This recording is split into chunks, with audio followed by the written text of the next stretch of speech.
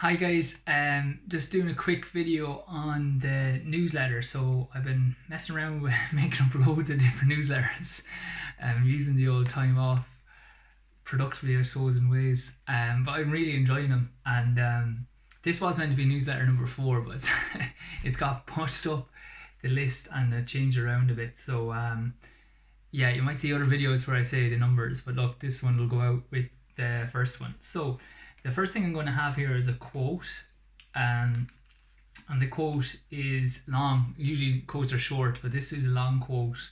I love this. This is one of my favorite passages. All right, so the quote was going to be, "It's not the critic who counts," but then I just put the whole thing in because it's class. So it's by Theodore Roosevelt.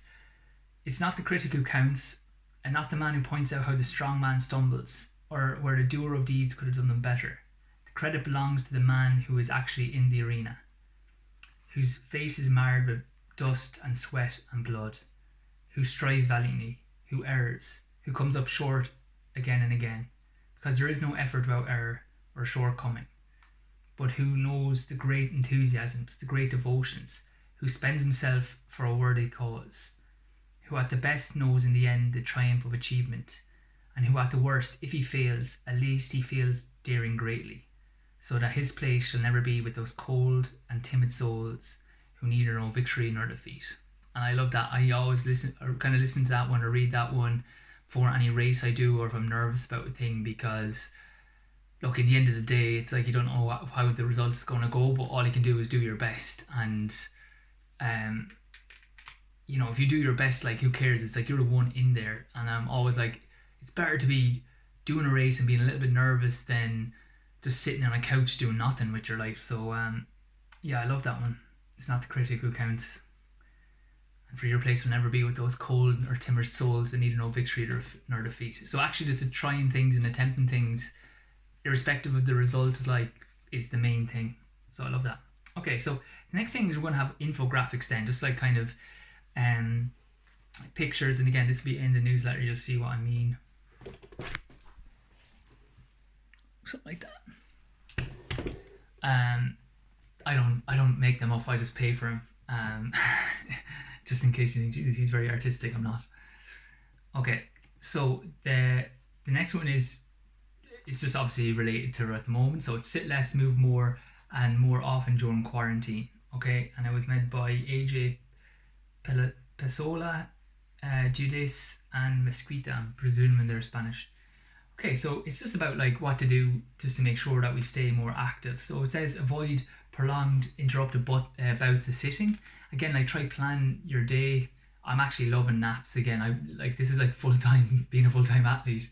But like I said, I get up early, do some work, go for a run maybe at 10:30, come back, get something light to eat. I go for a nap then, but I don't have as much on. Then maybe do a bit of work there, get your lunch, then work again. So try break up your day. Try get up from your chair every 30 minutes to boost your glucose metabolism. And we've said that in the challenges that we will be doing. Get up at least once every hour. Just gets the body going, and it's really good for your back and just to help reset your body. Be active during 7 or even short bouts is more beneficial than being active once and then sitting for the rest of the day. Active breaks matter, but more intense the better. Okay, like, so their idea there is like, even just get up and do like 10 squats or high knees, or just something just to keep you burning calories, because you wouldn't believe how many calories, like, check your steps when you're during normal life as compared to, like, say, life now. You'd be shocked by how little you're doing now compared to before. So you just need to maybe do more active measures that you wouldn't need to do, like kind of run up the stairs rather than walk up the stairs, or do like squats or lunges, or a bit of housework or something in the day just to get you moving again. Then the next one, it says there, is try train 30 minutes each day. And then remember, active recovery, like doing something in the garden or repairing something's better than just sitting down and watching another Netflix. You can do that in the night. Obviously, play with your kids, try new stuff, keep your brain healthy. So there's just some couple of ideas there.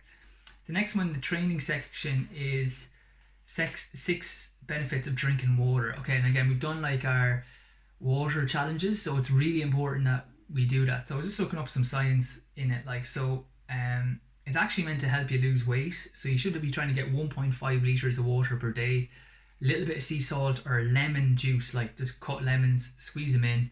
If you've done the challenges, you see how I do it. A little small lunchbox, pop a few in. Your motivation is highest in the morning. So like if you do put my waddy or cordial or whatever, do that later on the day. In the morning, get up or have it done the night before. Squeeze in a little bit of lemon juice or put a couple of lemon slices into your water. Fill your water bottle, have it there ready to go, and just start drinking that early in the morning. And if you can get, like, my one's 750 mils, my bottle. So if I get that done by, like, say 10 o'clock, 9:30, I'm halfway there for the day, and it's only 10 o'clock. So try to get it done early. So the benefits then of water is it helps you lose weight. So drinking plenty of water can help you lose weight. It increases for a few reasons. It makes you feel more full. And the other thing is it boosts your metabolic rate. And I thought this was interesting. One study showed that by drinking 500 mils of water or half a litre of water, it boosted metabolism, like how much you burn food, by 24 to 30% for 1.5 hours. So make sure you're always having water at a meal.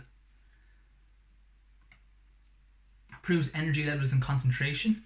So mild dehydration between 1 and 3% can impair energy levels and mood, and it's a major reduction in memory and brain performance. So a study of young women found that 1.36% of fluid loss impaired mood and concentration and increased the amount of headaches they got. And similar study in men, young men, it found that 1.5% was detrimental to working memory, so how much you could remember, and increase your feelings of anxiety or fatigue. So it helps your mental state, which is great, and your energy levels. It improves your performance. Okay, so like they say as little as 2% is a reduction in performance. This happens because if you have, basically it's like how much your blood has to work, because it's more viscous or less viscous. So it's more concentrated. So it's harder to move around. It reduces your ability to control your body temperature because you can't sweat because you don't have as much water to give out. Reduces motivation, increases fatigue, and seems to make exercise feel more difficult both physically and mentally. And optimal hydration can prevent this from happening and reduces the oxidative stress, so improves your ability to carry. And an old coach of mine always used to say that it's like the most important thing after exercise is getting water back into your system, because it allows your blood to kind of pump around the body and clear the waste products. Just remember, right, to add a little bit of sea salt or sea salt or lemon, squeeze a lemon in, right? Because isotonic essentially means is our cells, take this as a cell, our cell isn't exactly water. Obviously there's other things in it, so there's a slight content, and say this is water. You can't just put water into the cell. Okay, so what happens is you need to have if you have a little bit of sea salt or lemon juice, it changes the concentration of the water. It changes the pH, I think, and allows it to transfer across that membrane easier, okay, than just pure water. Okay, so try to add that little bit of sodium, so a little bit of sea salt or just salt or lemon in. Okay, that'll just make it easier for that water to get into the cells. It can relieve headaches. Again, several studies shown that that's related to dehydration. So if you get a lot of headaches, this is something you can start with. Can potentially help with hangovers. Can reduce hangovers. Good way to reduce hangovers: drink a glass of water between your drinks, or have at least one big glass of water with a little sea salt before going to bed. And again, that helps it get back into the cells, because even though you drink a lot of fluid when you're drinking alcohol, it's a diuretic. Basically what it does is inhibits things in the kidneys. I'm digging back in my brain for the physiology. can't remember. They're like little things like that. So basically, what happens is when you drink water, it goes through your system and then it goes through to the kidneys, and the kidneys basically tell you like, look, do you have much water in your system? Yes, let this water go, so to pee it out. No, it'll start like kind of retaining the water again. And what alcohol does is it inhibits that. It inhibits the ability for us to go hold on to this water. So it basically switches that off. So even though you're drinking more fluid, you're peeing a lot more. So it's just important then the next day that or early on that process, that you're trying to like increase your water intake, because you probably peed out more than you needed to pee out because you inhibited that thing in your kidney. I can't remember the name of it. Helps prevent constipation in both young and elderly. Sparkling water seems to be very good for that as well. The mechanism is not entirely understood. Okay, so there's 6 things that it helps with. The benefits of drinking water. Okay, so now I have a bonus point, a practical tip. So how are we going to do it? Buy a water bottle. Buy a big water bottle for yourself. You know, I have the 750 because it fits into my car, into the coffee holder or whatever you call it. Like if you have a litre bottle, or then you only need to fill it once and then a half, and you have your 1.5 litres. Mine 750. Try to get that done early, driving to work, say, and then fill it one more time, and I'm home and hosed. Because it's hard, like you going up with your little glasses, you just want to make things really easy for yourself, and going filling water up in a glass every time, you're not going to do that. Okay, buy a small lunch box, the same, and chop up lemons to flavour the water. The lemon juice as well helps with your digestion as well, so I really would recommend that, especially at the start of the day, just get you stuff. So at least if your first, say, 750 mils is with that lemon juice, then you're laughing. Add a little bit of sea salt to your water. It'll help it with getting it into the cells. Again, it going across that membrane because it's isotonic. It matches the concentration that's in the cells. Okay, then so again, we have our challenges. I'll be doing them regularly in our Pilates. If you don't do it regularly, just come in, join the challenge for the drink water challenge. You post up a picture of you filling up your water bottle. I give it thumbs up at the end of the day when you have finished drinking it. And it's just that they say that if you do something 5 times, it can start a habit. So the idea of that challenge is great. So it's like 7 days, getting the habit of filling your water bottle, doing things right, and then by the end of the 7 days, we kind of let you off and hopefully have some good momentum. And we'll just repeat them regularly enough. Okay, and then your aim should be 1.5 litres of water, not including water after exercise. So so I meant this is a massive one. So again, 1.5 is normal, and then after exercise, drinking more water as well, just to kind of replace what you lost. And then don't drink excessively. Okay, so some people are drinking like 4 litres of water, no need, especially if you don't put any little bit of salt into it. And don't drink loads at night time because you're going to be up all night. Try get the majority of your water drank early in the day. Replace after exercise. Be drinking more than that, and then just sipping less as you go in the evening time. Okay, anything else then? Oh yeah, okay, the next then is the technique corner. So this is just like, sometimes this will change. This could be injuries, this one's technique, right? And it's the idea of core strength versus core stability. And I have a YouTube clip embedded in this that'll explain this probably better than I will. But it's just that I see a lot of exercises out there that are absolutely garbage, but they look cool, so people do them, right? So the idea here I was saying is, in my head, it was like core strength versus core stability.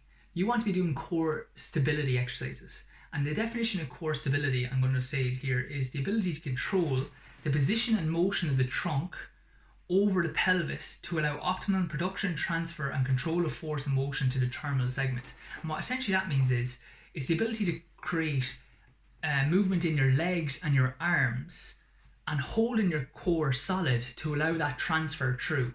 So that not when you're pushing off your leg that you're moving in your body and all the force is lost. Okay, so it's an example, if you took a golf club and hit it off a if you hit it off a tree, you'd feel a lot of vibration in your hand because the golf club is solid the whole way through. If you hit a rope off it, you're not going to feel it much in your hand because the rope moves in the middle and all the energy is dissipated. That's essentially what our core is as well, that we should be able to move solid through the move solid through the legs, hold the core tight to allow that action or to allow a run in to push us forward. Okay, so why is that important? Well, a lot of people do exercises that one, they're actually unsafe because the spine isn't designed for excessive motion. It's actually designed for that, to be able to hold here solid. Say you're designed to be able to move through your, go back a bit, like move through the hips, keep here solid, move through the arms, keep here solid. What you don't want to see, I know you can't see my head, but you don't want, so we do like our side plank holding here. What we don't do is this, like these dips or sit-ups that come all the way up, because they're what we call core strengthening. And the difference between core strengthening is you're trying to strengthen it by moving it.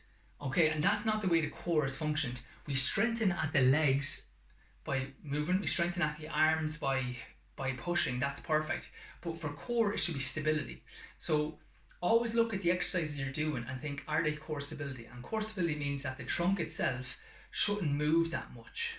Okay, so if you're doing it correctly, the trunk shouldn't move. So basically what should be happening is you're moving at your legs or you're moving at your arms. You're not like curling up, moving excessively at your lower back or moving to the side or twisting down and back up.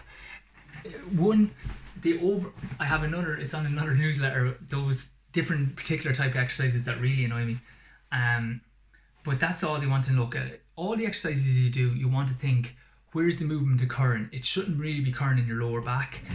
We want to be doing core stability exercises, getting used to being able to hold that to allow that transfer of energy through. Okay, that's the first newsletter. I hope you enjoy it. I'm putting a good bit of work into these.